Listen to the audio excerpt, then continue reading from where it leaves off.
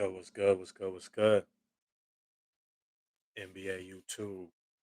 It's your man, 100 Grand Ross with The Rock Never Stops, coming to you with another episode of NBA Talk. Yo, I am so juiced about this topic right now.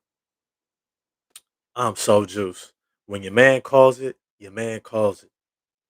You catch my last video talking about the Toronto Raptors put the nail in the coffin for Luke Walton. What happened? What happened? One game later, he was out. Today we're gonna dive in to the new look Sacramento Kings with head coach Alvin Gentry running the show and the resurgence. The resurgence. Nah, I'm not even gonna call it a resurgence. The surgence of Marvin Bagley III. Yo, if you like this video, please smash the like button, hit that bell to get those notifications, and please consider subscribing also. Without further ado, we're gonna jump in on this. Yo, Sacramento Kings are 2-1 since Alvin Gentry took over. 2-1. Now, it may not seem like a lot, but I'm gonna be real with you. He grabbed the team it wasn't even spiraling. It had been on a spiral since Luke Walton got there. There is a certain look in players' eyes when they know they don't believe in their coach. The last time I seen it, it was with the Chicago Bulls and Jim Boylan, and you saw the look on Zach LaVine's face, game in and game out. This dude don't know what he's doing. Okay, all right, let's just go out here and hoop. Let's just go on and hoop. All right, let's go. Check up. Inbounds it. And they did their best. But they knew the guy who was running the show didn't know what he was doing. Sacramento Kings have had that same look on their face for the past 3, 4 seasons. The Kings have been struggling to finally get it right.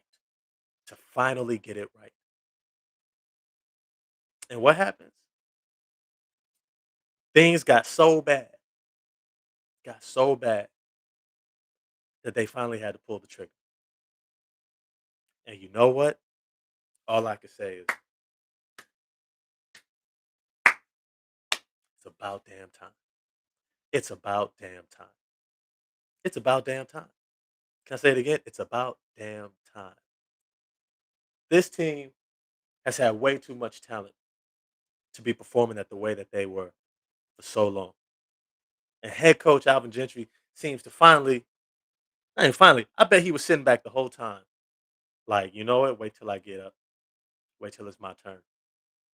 I'm about to show y'all what we can do. Kind of similar to what head coach Nate McMillan did last season with the Atlanta Hawks. He saw what needed to happen. But you're not going to give the guy who's struggling all your juice. Besides, he couldn't execute it anyways. It's your juice. It's not his. All you can do is help him with his.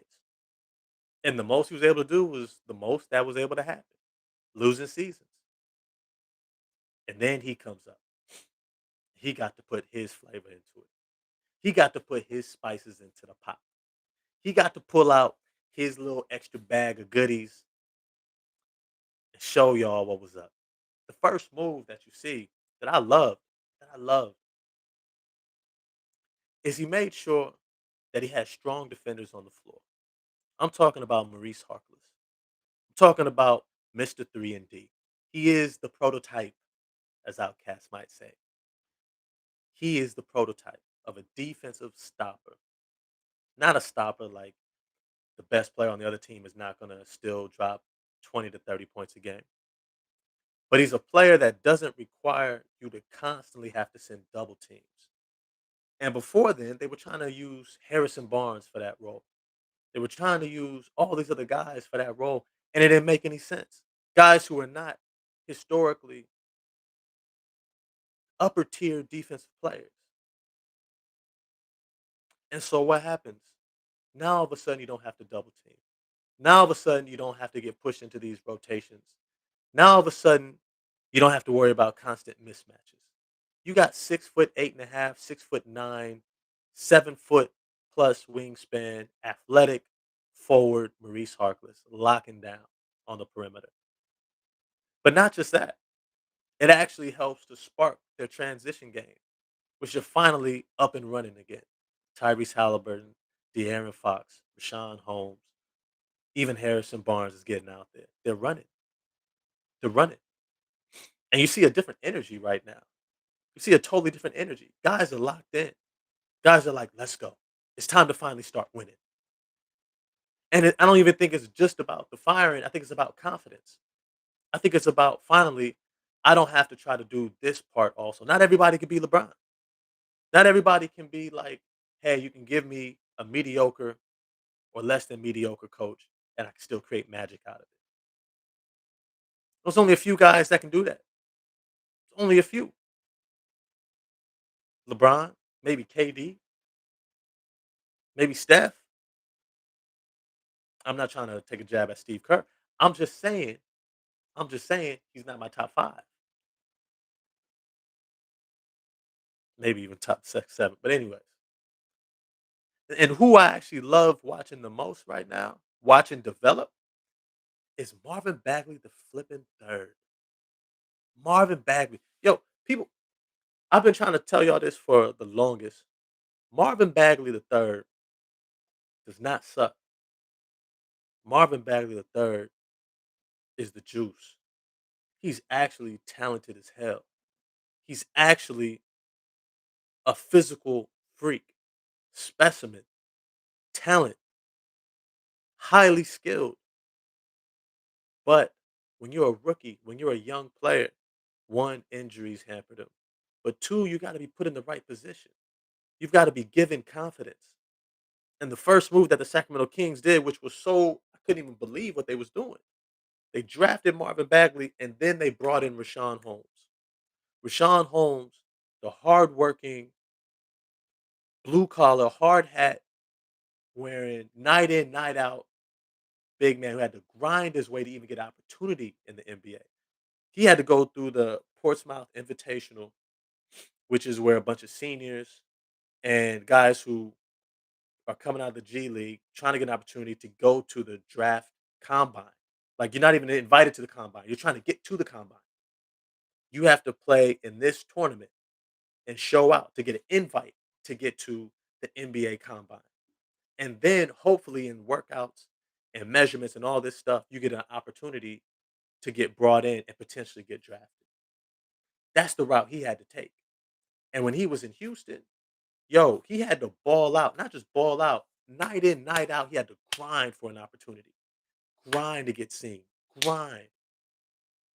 And after a season or two with the Houston Rockets, yo, he showed he knew what he was doing. Kind of had that Montrezl Harrell type of energy, but actually played better defense. And so all of a sudden, when the Sacramento Kings bring him in, I'm like, why are you bringing in somebody who, one, has a very similar game to the player you just drafted, but is also far more refined, physically ready, and determined to carve out his space, meaning he's going to carve out minutes from the player you just drafted, Marvin Bagley. And what ends up happening? Who do they end up starting? Rashawn Holmes, justifiably.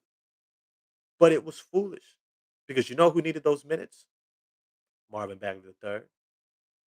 You know who needed the opportunity to have all the space in the world to make mistakes and figure it out, just like Jaren Jackson Jr. has, just like DeAndre Ayton has, just like Wendell Carter Jr. has. Marvin Bagley. He needed that space, and y'all took it from him from the very beginning. But fast forward, since Alvin Gentry has taken over, guess what we've seen? Guess what we've seen? Marvin Bagley has had three back to back to back good games. Tipping against the Lakers last night, where he shot 100% from the field and he hit a three with 4 assists. Yo, my man's starting to find his confidence. And the most valuable thing for an NBA player to have is their confidence. Why? Because it adds to their performance. It ensures that they're not overthinking, that they're seeing opportunities and trusting their bodies and going with it. And when you got a 6'11" forward who can shoot threes, run the court like a guard, snatch a rebound and go like Giannis, and jump over you with a 35 plus inch vertical, yo, you want him to be playing confidently. You want him locked in. You want him out there just going with it, not second guessing. And that's what he's doing. And he's contributing to winning. He's contributing to winning. Yo, when you have a player contributing to winning as a young player, having good games, and is equaling his team wins, it not just gives confidence to the player, but it gives confidence to his teammates and to the coaching staff and front office. Let's not forget, this is a contract year for Marvin Bagley. It's a contract year. He has every incentive to ball out, to show what he can do. And that's what he's doing right now. That's what he's doing. So when you see him, what you're seeing with this Alvin Gentry sauce, this Alvin Gentry spice that he's sprinkling on this team right now, is he's giving them confidence. He's giving them confidence. Let's not forget, in these games, he's been without Rashawn Holmes for some of these games, the starting center. He's been without Harrison Barnes last night, who I believe was their first or second leading scorer, a mainstay, a central cog to this offensive unit. And yet he still pulls out the wins. The Sacramento team, yo, if they can maintain this type of energy, focus, they're gonna have the best player on the court many nights with De'Aaron Fox. And if they can execute, they're gonna be in every single game. And let's not forget a couple seasons ago, De'Aaron Fox was one of the best fourth quarter scorers in the league. Clutch. And when you got a closer, yo, we might end up seeing a Washington Wizards type effect. We might end up seeing a team that all of a sudden gets not just on the right track, but begins to roll past teams. The teams that they've always should have been rolling past. Teams like the New Orleans Pelicans, teams like the Orlando Magic, and then beating those middle tier teams like the Indiana Pacers, giving it to top tier teams like the Golden State Warriors. They may not win, but they're going to be in the game. They're going to be in the game. And that's what you want to see from this team. And so I'm excited to see how Alvin Gentry continues to put this team together, especially as Rashawn Holmes comes back because he got poked in the eye really bad. I think it was against the 76ers. I want to see how Marvin Bagley continues to grow as he's playing power forward now, not the center position, which I really love because he's not that physical guy to really bang nonstop. He's more of a hybrid forward. He's more of like a small forward, power forward in a power forward center's body, which means he's going to play a little bit more finesse, a little bit more cerebral, a little bit more skill rather than physically imposing himself. But that's why they got Tristan Thompson. And he's been a revelation for this team. He has been amazing for the Sacramento Kings team. And I love him off the bench with that energy with Davion Mitchell, Buddy Hield. I mean, yo, this is a nice roster. This is a nice squad. And when they give Sean Holmes back and Harrison Barnes, yo, I'm gonna be like, watch out.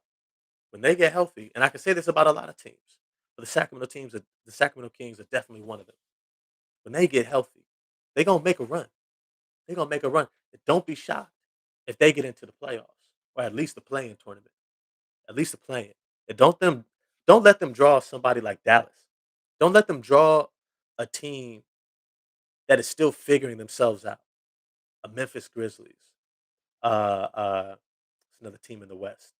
Um, maybe even Portland, who they just beat.